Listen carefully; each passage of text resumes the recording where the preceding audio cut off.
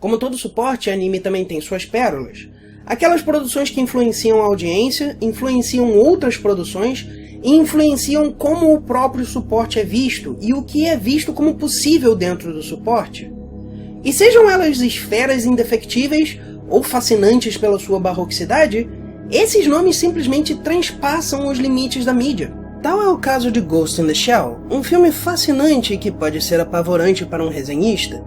Presente, a simples densidade de possibilidades para uma resenha já é intimidadora, mas para mim o grande problema é que provavelmente tudo que poderia ter sido dito já foi dito antes de eu sequer pensar na possibilidade de resenhá-lo, tornando a resenha inútil em si com um acompanhamento de possível plágio involuntário. Entretanto, existe algo em mim maior do que o medo de ser inútil, a vontade de ser útil. Eu tenho um certo orgulho de uma resenha de março do ano passado. Uma seguidora pediu para eu falar sobre Girl, o vídeo de Dalko que até hoje me parece ter mais a se discutir. Eu tinha falado sobre mimimi e ficado com a mesma sensação de incompletude, além da de possível inutilidade. Mas, por mais difícil que analisar os dois tenha sido, eu adoro poder resenhar algo a pedido de vocês. E sim, 2017 terá mais episódios falando de hentai. Esta resenha é também sugestão de alguém. E quando a deusa do presente te indica algo, você presta atenção. Resenhar a My Goddess.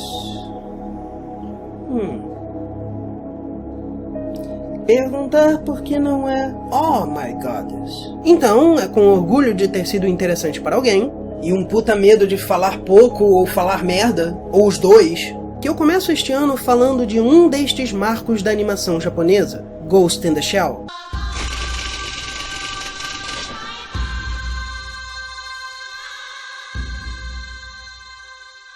E o filme está sendo feito também ajuda.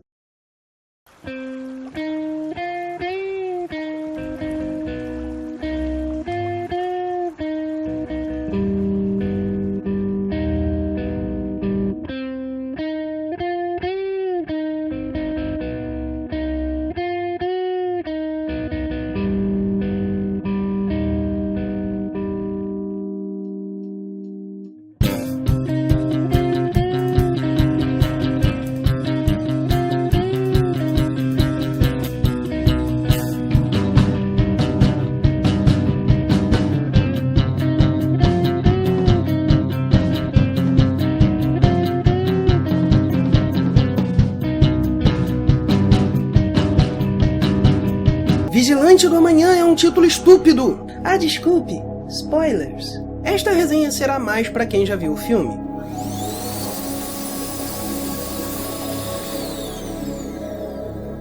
Eu estou evitando detalhes, mas eu não vou evitar a história em si demais. Se você ainda não viu, como? Coma?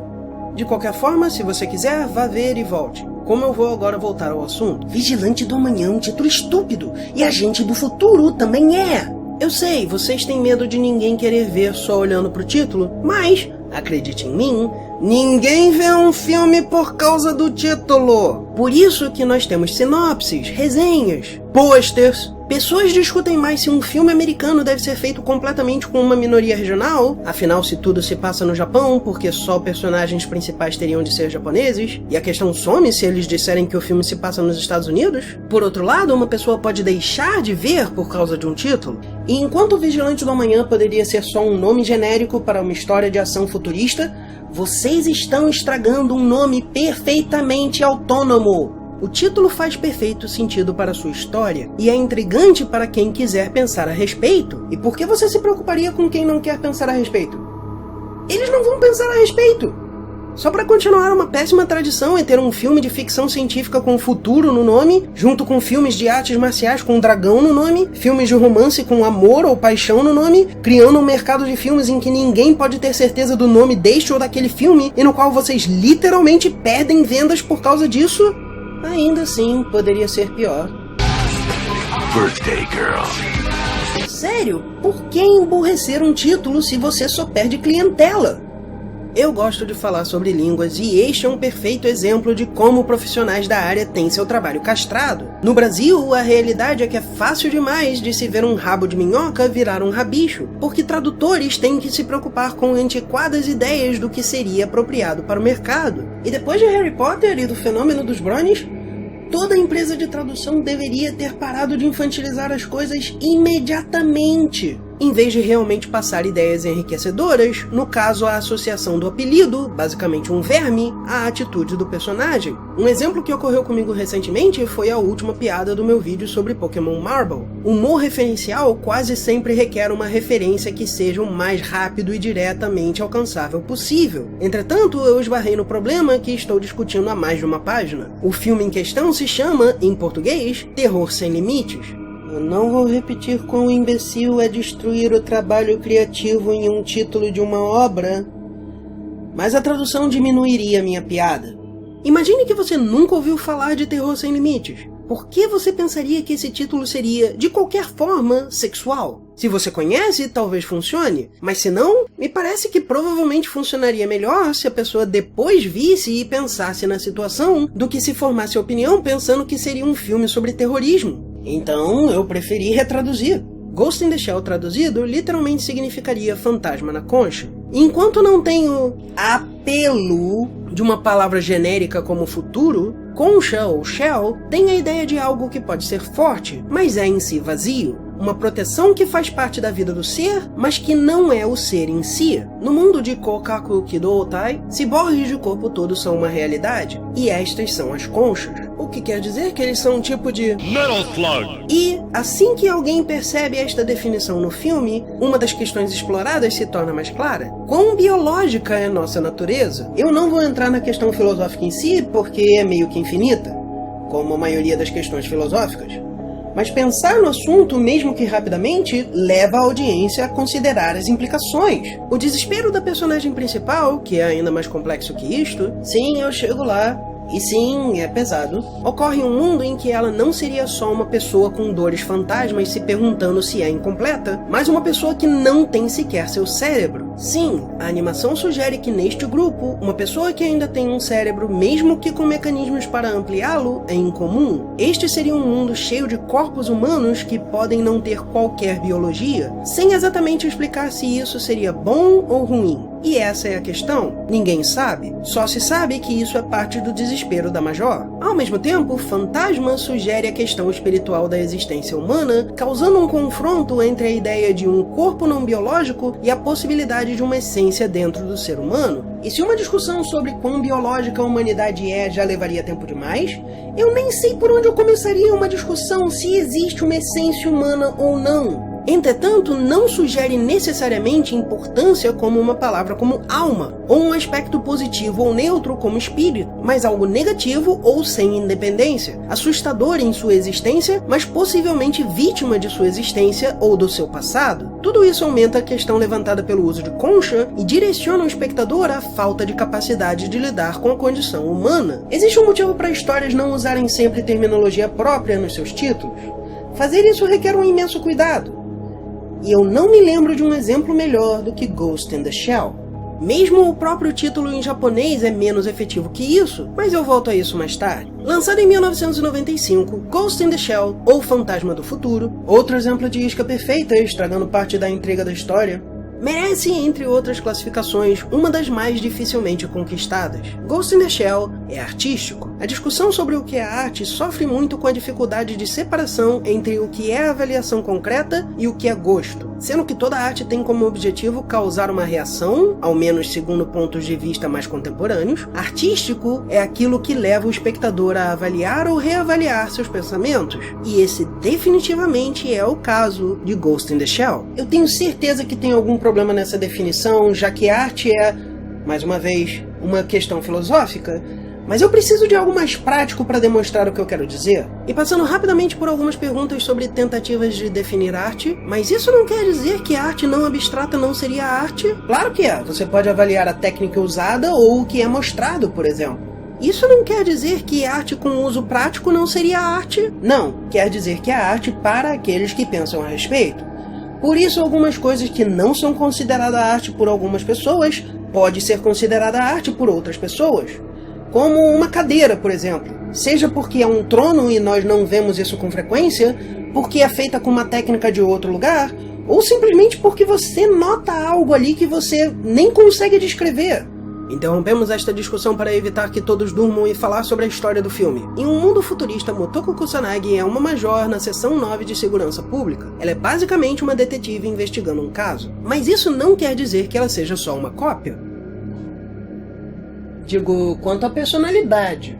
Ela não é o detetive super correto que se ofende com a possibilidade do crime, nem é o investigador anti-herói que segue a lei, mas tem vícios e pode cometer pequenos crimes pelo que considera ser um bem maior. Ela tem uma atitude mais próxima do primeiro na maior parte do tempo, mas participa de operações questionáveis e desobedece ordens. Na minha opinião, isso contribui para o seu desespero, o que contribui para o filme ter um senso de realismo. Enquanto um detetive super correto se mantém confiante de ser parte do que há de bom no mundo, o investigador anti-herói se sente confortável com seus vícios e luta contra exageros apenas. Motoko não tem o conforto do primeiro, com suas atitudes questionáveis, nem o conforto de vícios. São mais limites impostos a ela, e me faz sentido haverem limites que ela nem descreve se ela chegou ao ponto de se desesperar. Talvez seja só impressão minha, mas os olhos de Kusanagi parecem sempre estar ligeiramente mais abertos que o normal. Mais que uma indicação de atenção e, em retrospecto, desespero, isso gera uma face um pouco menos expressiva, que não se vê nos outros personagens, o que sugeriria que sua situação seja incomum. Além disso, quando ela reage a algo, é bastante marcante, uma dessas reações sendo exatamente ao ver seu corpo sendo usado por outro. Ao mesmo tempo, é inteligente não ter atitudes tão absolutas aqui. Em um mundo como o de Ghost in the Shell, tomar tais atitudes poderia ser uma declaração de estupidez, especialmente considerando os crimes sendo investigados. Enquanto o conceito de fantasma não é explicado, na minha opinião, a única forma de discutir o assunto sem cair em fanatismo, um criminoso conhecido como mestre das marionetes vem hackeando a mente das pessoas. Se você acha que já é complicada toda a questão da humanidade ser limitada, além da busca por felicidade, que é um ótimo filme onde Will Smith pode ser um cara bonzinho, imagine se o mito da caverna fosse comprovado como verdadeiro. Pessoas são encontradas fazendo algo que acreditam ser para si mesmas, descobrindo que sua crença nisto é completamente fabricada e o ato em si é para o benefício deste criminoso. Existem poucas coisas que recebem a alcunha de pior que a morte sem grande discussão. Agora imagine que sua amada filha não existe. ご覧なさい。あなたが同僚に見せようとした写真だ。誰が写ってます？確かに写ってたんだ。俺の娘。まるで天使みたいに笑って。その娘さんの名前は？奥さんとはいつどこで知り合い、何年前に結婚しました？そこに写ってるのは誰と誰です？ Uma das coisas que ancoram essa história como uma história de detetive mais do que uma história de anti-herói, mesmo que em cenário fantástico, é o vilão. Eu adoro esse filme. Mas pensar no que esse ser faz é terrivelmente apavorante e enfurecedor para mim. A origem deste vilão, com esse sorrisinho maldito, é particularmente única, mas seus crimes, assumindo que todos sejam semelhantes ao explicitado no filme, são tão terríveis que autores requerem uma situação tão única quanto para justificar tal terror, a não ser que nós estejamos falando do Tanabata. Você ama alguém sem qualquer limitação para tal sentimento, e este alguém é completamente separado de você. Você sabe que este alguém existe e precisa viver sem ele. Mesmo a noção de lembrar tal pessoa pode reduzir alguém a prantos. Com um detalhe, em praticamente todos os outros cenários, existe uma pequena chance de você achar uma saída. Aqui, a pessoa não existe. Ela nunca vai poder ser alcançada porque ela nunca existiu. Pensar em um mundo em que eu tenho que assumir, no mínimo, dúzias de pessoas estão passando por isso, me fez lacrimejar. Isto significa que este ser, indiferente de sua condição única, é um criminoso e um vilão. Não há como se defender suas práticas. Ele não é um androide egocêntrico que move um planeta por não entender o conceito de qualidade de vida, ou sequer um androide assassino que não sabia por que não deveria ferir as pessoas, e acaba ganhando uma cabeça imbecil. Salvo alguma informação externa ao filme, tudo indica que ele simplesmente usa as pessoas, enquanto busca autonomia para si. Esta é a diferença entre egocentrismo e egoísmo. Eu também devo dizer que um dos resenhistas que eu vejo regularmente, Bennett the Sage, fala em sua resenha deste anime sobre a cena de abertura maravilhosamente.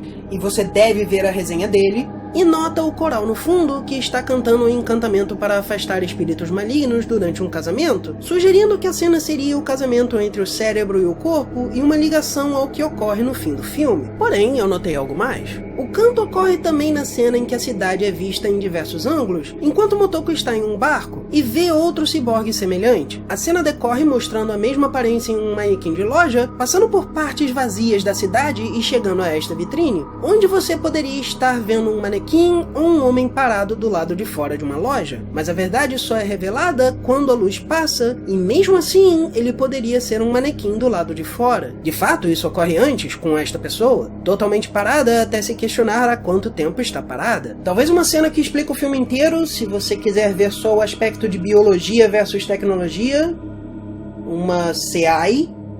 Isto é mostrado logo após uma cena em que a Major define o que leva ao seu desespero. Embora ela pense em se tornar algo diferente, e por isso mergulhe apesar de seu corpo só afundar, como seu parceiro diz, ela requer seu corpo, sua voz, e as informações a que tem acesso para se definir como um indivíduo. Mas isto também a limita, e embora ela possa sair da sua posição atual, ela teria de deixar tudo o que a define para trás. Além do casamento com a tecnologia no nível individual, me parece que o desespero da Major se dá por se sentir dependente a ponto que chega a se questionar se ela teria uma essência, ou só existiria como reflexo da situação em que se encontra. Questão filosófica não tem como eu discutir rapidamente. Mas, já que eu falei sobre Bennett, uma das diferenças entre as nossas interpretações é de foco, o que não quer dizer que um de nós, ou qualquer outro, aliás, esteja errado. Outra das diferenças, por outro lado, é um pouco mais complexa. Setsan, enquanto Bennett não vê a história como boa, eu diria que ela é, na verdade, apenas simples, sobre assuntos importantes, mas simples. Existe uma vantagem. O tradutor não precisa alterar o texto para se conformar à dublagem, ainda que possa. Aí eu não tenho fome, não é? Eu não tenho fome, só você. E, além de para o discurso em geral, isto pode fazer toda a diferença para algo tão filosófico quanto este anime. A cena de Motoko falando sobre seu desespero em inglês parece uma pessoa perdendo o controle de sua linha de pensamento, enquanto na legenda é bastante direta e fácil de seguir. E também tem o fato de eu ser um cara que expandiria sobre o título de uma obra por mais de uma página, então talvez eu só tenha mais tolerância para isso. Se alguma coisa, o maior problema da teoria do fim do filme é que a proposta apresentada não funcionaria. Motoko não estaria necessariamente mais liberta, apenas teria limites diferentes. Ela não teria um corpo humanoide necessariamente, veja o Mestre das Marionetes no filme para esclarecimento, mas seria confinada à rede. Limites maiores quanto ao acesso à informação, sim, mas menores quanto a mover qualquer objeto. Mesmo a noção de imortalidade da informação por estar online é falsa, como todo movimento de conservação de games sabe. O que não quer dizer que uma falha na teoria filosófica apresentada seja um grande problema.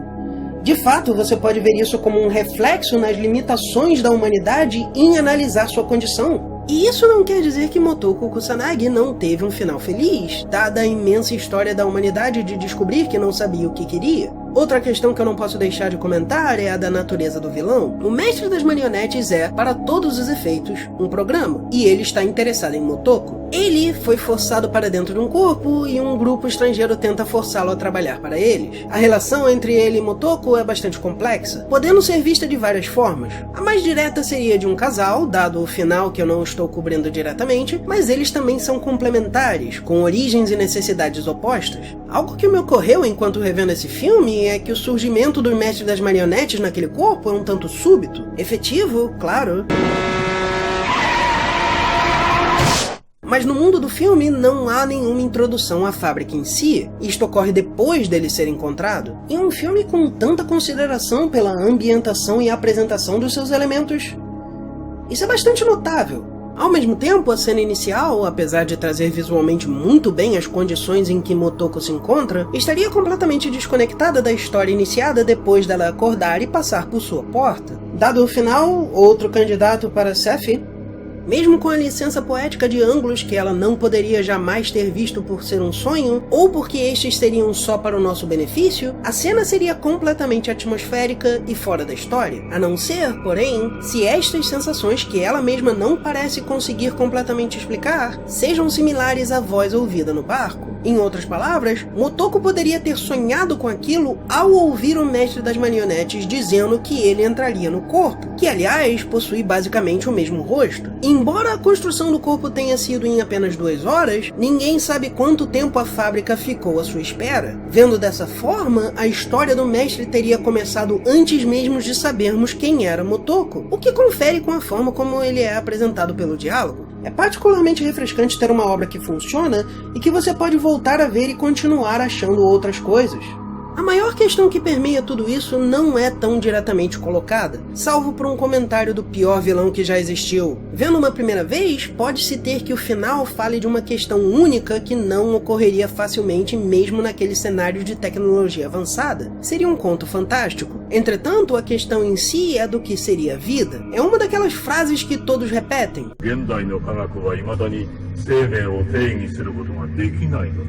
Eu lembro de ter tido na história livros que classificavam cogumelos como plantas. Não tem muito tempo em que nós sequer começamos a aceitar como parte do nosso conhecimento geral a existência do reino fungi, e eu ainda confundo fungi com monera. E você já ouviu falar de acetota? Yep, existe uma classificação integrando vírus como seres vivos.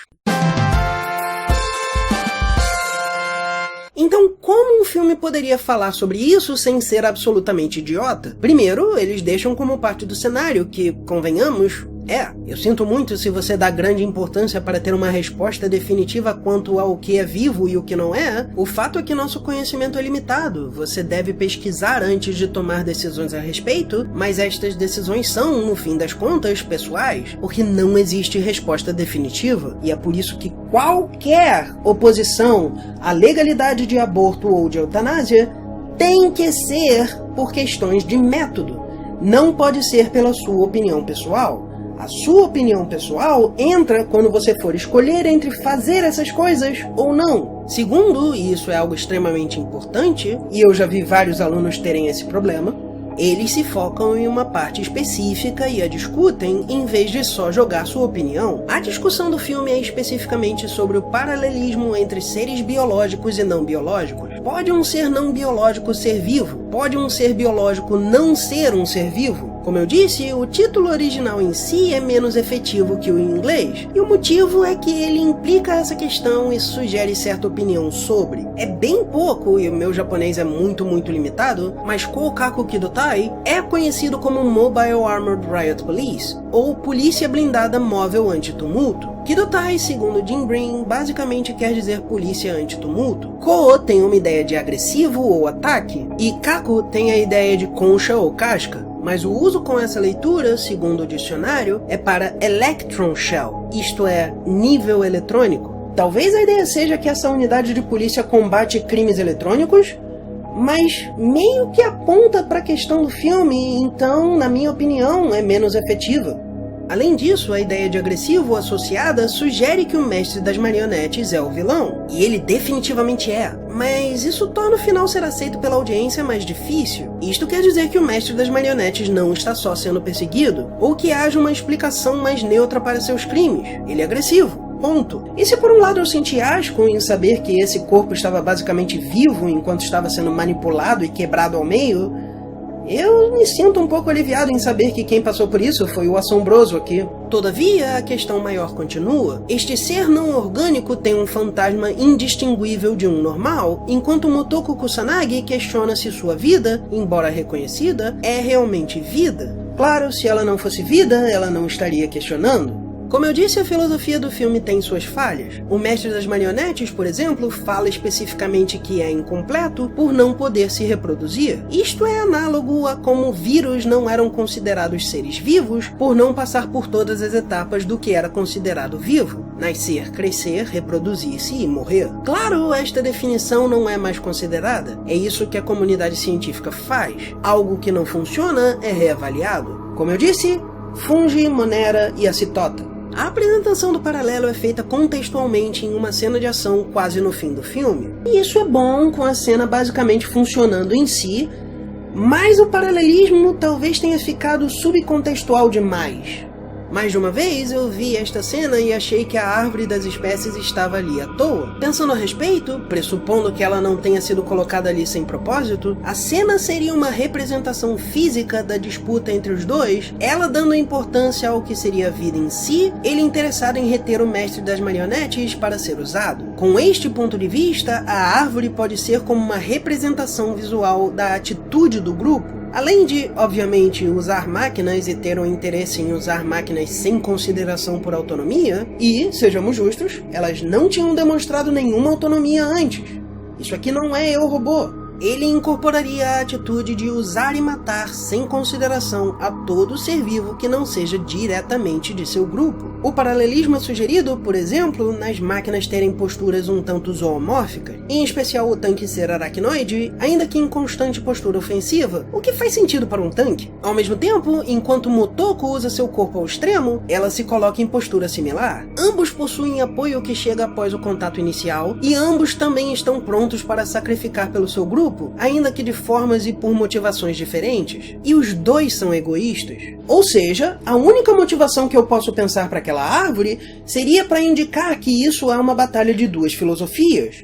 Um falando que vai usar tudo que não é do seu próprio grupo, e o outro falando que coisas que não são do próprio grupo podem ser tão importantes quanto o próprio grupo. E, por fim, eu tenho que comentar para quem tiver visto até o final. Não veja antes de ver o filme. O que me torna esse final tão bom é que ele é básico. Pense quantas vezes a ideia de isto nos tornará um novo estágio na evolução humana já foi apresentada. É isto que todas aquelas histórias estão tentando fazer. E, pessoalmente, esta é a única forma que eu vi em que realmente funciona. Não é um ser visualmente diferente, não é um ser com poder acima do nosso. É a simples existência como algo próximo, mas diferente. Uma nova adaptação que interagirá diferentemente com o mundo. Isto é tudo o que é necessário para se haver inúmeras novas possibilidades. E eu acho que nós não precisamos de um final depois de algo que ficou tão longo assim, né?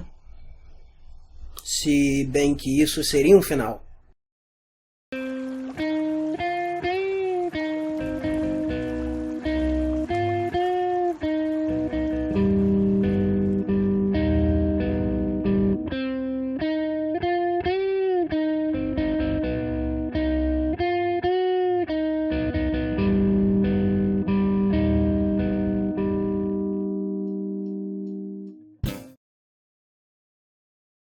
Ou até como o que é visto como...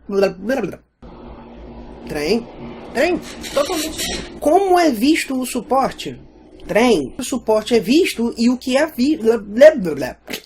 Influenciam outras...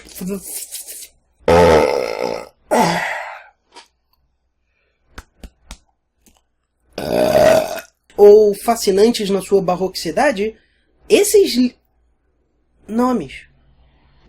E trem. Aquelas produções que influenciam a audiência.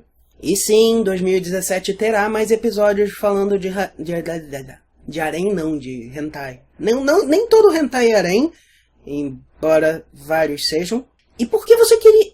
E por que você se preocuparia com quem quer pensar a... Eu não vou repetir quão imbecil é quebrar o trabalho de criação de um título... Mas a tradução...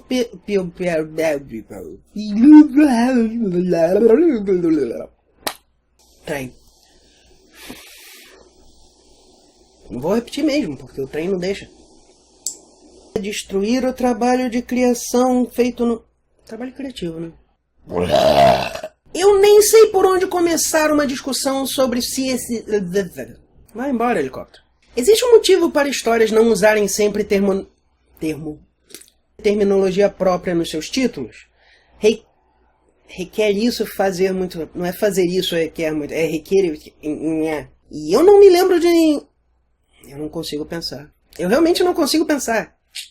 Existe um motivo para histórias não usarem sempre terminologia própria no seu próprio título, no seu próprio. Na minha opinião, isso contribui para o seu desespero, o que contribui para o... Onde o Will Smith... Uma... De fato, você pode achar que... A sua opinião pessoal entra na... Talvez a ideia seja que essa unidade de polícia combate crimes cibernéticos, não, eletrônicos. Talvez a ideia seja que essa unidade de política. Eu respiro um pouco aliviado ao saber que quem passou por isso foi o assombroso. Vai embora, moto, filho da puta.